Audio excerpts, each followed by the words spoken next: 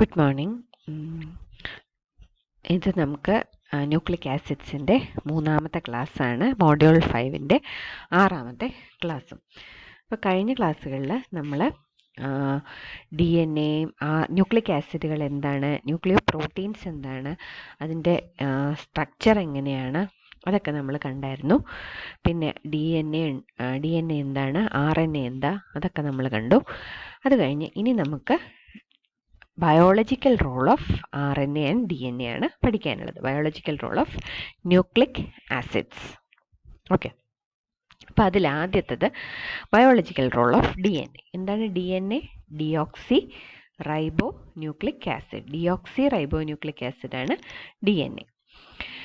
Okay, DNA plays a central role in life on earth. ഇപ്പോൾ മനുഷ്യൻ്റെ life എന്ന് പറയുന്നത് തന്നെ DNA-യിലാണ് എക്സിസ്റ്റ് ചെയ്യുന്നത്. അങ്ങനെ പറഞ്ഞുകൂടാ, മനുഷ്യൻ എക്സിസ്റ്റ് ചെയ്യുന്നത് DNA ഉള്ളതുകൊണ്ടാണ്. Why is that? The sequence of the nucleotides along the backbone of DNA encodes genetic information. ഒരു മെഷീൻ വർക്ക് ചെയ്യണമെങ്കിൽ അതിലൊരു പ്രോഗ്രാം ഉണ്ട് അല്ലേ? അപ്പോൾ അതേപോലെ മനുഷ്യൻ എന്ന് പറയുന്ന മെഷീൻ വർക്ക് ചെയ്യണമെങ്കിൽ ആ പ്രോഗ്രാമിനാണ് ജെനറ്റിക് ഇൻഫർമേഷൻ എന്ന് പറയുന്നത്. ആ ജെനറ്റിക് ഇൻഫർമേഷൻ എവിടെയാണുള്ളത്?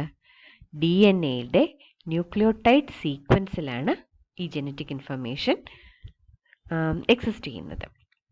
അപ്പോൾ അങ്ങനെ ഉള്ള ഈ DNA-യുടെ മെയിൻ റോൾ 4 തരത്തിലാണുള്ളത്: encoding information, replication, mutation or recombination and gene expression. 4 റോൾസാണ് DNA-ക്കുള്ളത്: encoding information, replication, mutation or recombination and gene expression. ഇപ്പോൾ ഇതിൽ ഓരോന്നും എന്താണെന്ന് നമുക്ക് നോക്കാം. എൻകോഡിംഗ് ഇൻഫർമേഷൻ കോഡ് ചെയ്യുക എന്നുള്ളതാണ് DNA-യുടെ primary role. The information for protein synthesis is stored in DNA. അപ്പോൾ എന്തിൻ്റെ ഇൻഫർമേഷനാണ് സ്റ്റോർ ചെയ്തിരിക്കുന്നത്? Information for protein synthesis. അപ്പോൾ മനുഷ്യൻ്റെ ശരീരത്തിലെ ഓരോ ഭാഗവും ഓരോ പ്രോട്ടീൻ ഫങ്ഷനാണ് അല്ലേ?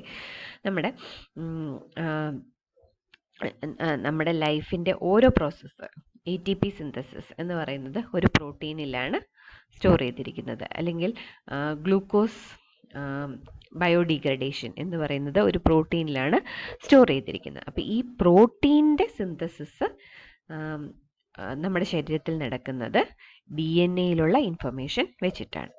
അപ്പം അതെങ്ങനെയാണ് ഈ ഇൻഫർമേഷൻ സ്റ്റോർ ചെയ്യുന്നത്? The sequence of arrangement of bases in DNA is related to the amino acid sequence in proteins. അപ്പം നമുക്ക് പ്രോട്ടീൻ സിന്തസിസ് ആണ് DNA-യിൽ സ്റ്റോർ ചെയ്തിരിക്കുന്നത്. അപ്പോൾ ഈ പ്രോട്ടീൻ എന്ന് പറയുന്നത് എന്താണ്? it is a polymer made of monomer units called amino acids.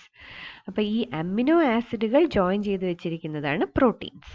അപ്പോൾ ഈ അമിനോ ആസിഡിൻ്റെ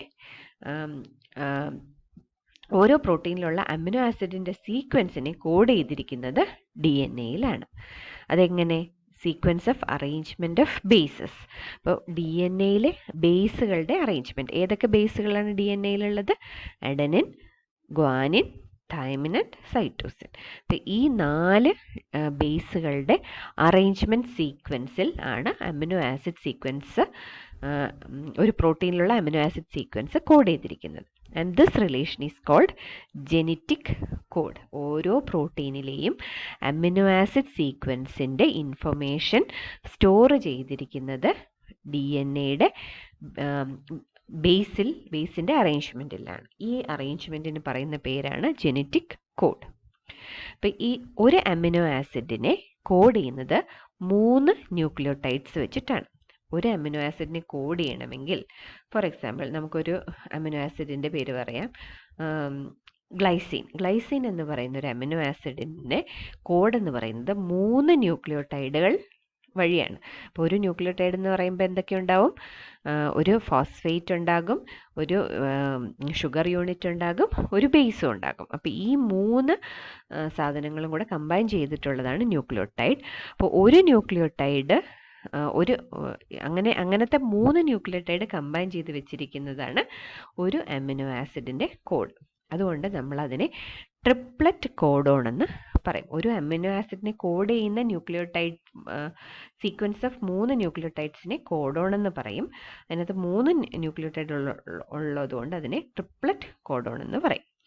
codons which code for the same amino acid are called degenerate codons. അപ്പം നമ്മളിപ്പോൾ പറഞ്ഞു ഗ്ലൈസീൻ എന്ന് പറയുന്ന അമിനോ ആസിഡിനെ 3 ബേസിൻ്റെ സീക്വൻസ് വെച്ചിട്ടാണ് കോഡ് ചെയ്യുന്നതെന്ന് പറഞ്ഞു.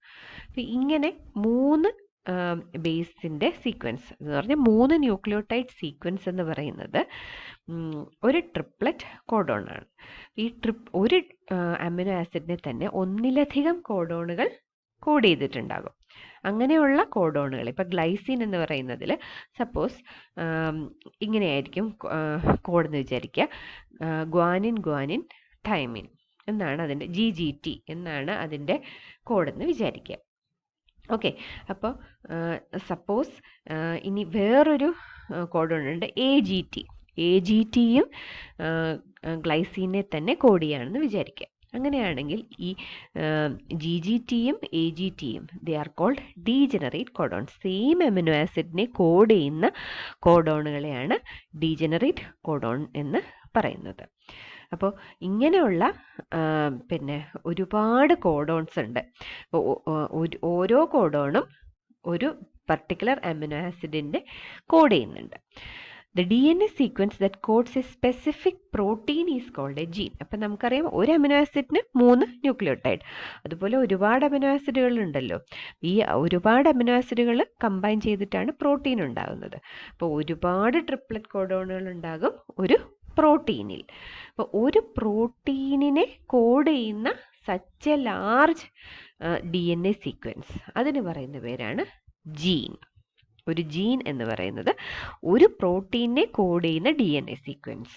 ഒരു അമിനോ ആസിഡിനെ കോഡ് ചെയ്യുന്ന ന്യൂക്ലിയോടൈഡ് സീക്വൻസിനാണ് കോഡോൺ എന്ന് പറയുന്നത്. ജീൻ എന്ന് പറയുമ്പോൾ ഒരു പ്രോട്ടീനെ കോഡ് ചെയ്യുന്ന ഒരു DNA സീക്വൻസിനാണ് ഒരു ജീൻ എന്ന് പറയുന്നത്. അപ്പോൾ ഇത്രയും കാര്യങ്ങളാണ് നമുക്ക് DNAയുടെ ഇൻഫർമേഷൻ കോഡിങ്ങിനെ കുറിച്ച് പറയാനുള്ളത്. അപ്പോൾ ഒരു ലിവിങ് ബീയിങ്ങിൻ്റെ പ്രോട്ടീൻ സിന്തസിസിൻ്റെ ഇൻഫർമേഷൻ മുഴുവൻ DNAയിലാണുള്ളത്. അപ്പോൾ ഒരു പ്രോട്ടീനിൻ്റെ DNA സീക്വൻസിന് പറയുന്ന പേരാണ് ജീൻ. ഒരു പ്രോട്ടീൻ എന്ന് പറയുന്നത് ഒരുപാട് അമിനോ ആസിഡിൻ്റെ സീക്വൻസ് ആണ്. ഓരോ അമിനോ ആസിഡിൻ്റെ സീക്വൻസിനെ കോഡ് ചെയ്യുന്ന 3 ന്യൂക്ലിയോടൈഡുകൾ ഉണ്ടാവും. ആ 3 ന്യൂക്ലിയോടൈഡിൻ്റെ സീക്വൻസിന് പറയുന്ന പേരാണ് കോഡോൺ.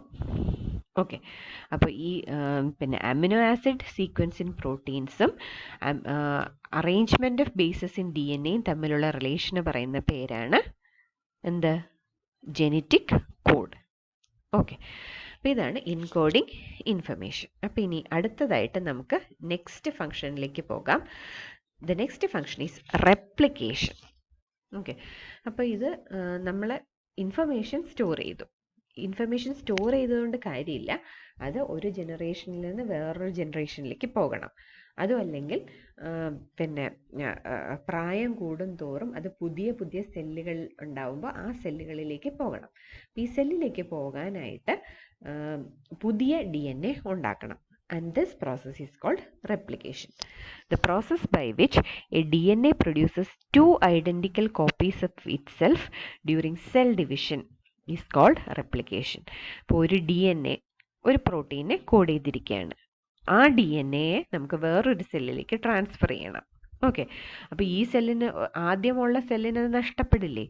നഷ്ടപ്പെടാതെ തന്നെ ട്രാൻസ്ഫർ ചെയ്യണമെങ്കിൽ ഈ DNA റെപ്ലിക്കേറ്റ് ചെയ്യണം അല്ലെങ്കിൽ ഡ്യൂപ്ലിക്കേറ്റ് ചെയ്യണം. അപ്പോൾ ഒരു DNA ഉള്ളത് അതിൻ്റെ തന്നെ ഒരു കോപ്പി ഉണ്ടാക്കുന്നു. And this process is called replication. അപ്പോൾ ഈ റെപ്ലിക്കേഷൻ നടക്കുന്നത് എങ്ങനെയാണ്? The coiled strands of a DNA separate into 2 strands. നമുക്കറിയാം DNA എന്ന് പറയുന്നത് ഡബിൾ ഹെലിക്കൽ സ്ട്രക്ചറാണ്. 2 സ്ട്രാൻഡുകളുണ്ട്. ഓക്കെ, അപ്പോൾ ഈ 2 സ്ട്രാൻഡും ആദ്യം എന്ത് ചെയ്യും? കോയിൽ ചെയ്ത് കിടക്കുന്നത് അൺവൈൻഡ് ചെയ്യും. Each strand serves as A template for the synthesis of A new strand. അപ്പോൾ അൺകോയിൽ ചെയ്ത് കഴിഞ്ഞുണ്ടാവുന്ന ഓരോ സ്ട്രാൻഡും പുതിയൊരു സ്ട്രാൻഡിനെ സിന്തസൈസ് ചെയ്യാനായിട്ടുള്ള ടെംപ്ലേറ്റ് ആയിട്ട് യൂസ് ചെയ്യും. The new strand is synthesized in 5' to 3' direction. നമ്മൾ നേരത്തെ ന്യൂക്ലിയോട്ടൈഡ് ഡൈന്യൂക്ലിയോട്ടൈഡ് ഒക്കെ കണ്ടപ്പോൾ പറഞ്ഞു 2 എൻഡ്സ് ഉണ്ടാകും, 5' എൻഡും 3' എൻഡും. 5' എന്ന് പറയുന്നത് ഫ്രീ ഹൈഡ്രോക്സിൽ ഗ്രൂപ്പ് ഏത് കാർബണിലാണ് ഉള്ളത് എന്നുള്ളതിനെ ഡിപ്പെൻഡ് ചെയ്തിട്ടാണ് 5' എന്നും 3' എന്നും പറയുന്നത്. അപ്പം ന്യൂ സ്ട്രാൻഡ് എപ്പോഴും സിന്തസൈസ് ചെയ്യുന്നത് 5' to 3' ഡയറക്ഷനിലാണ്. The base pairing in DNA is unique and specific.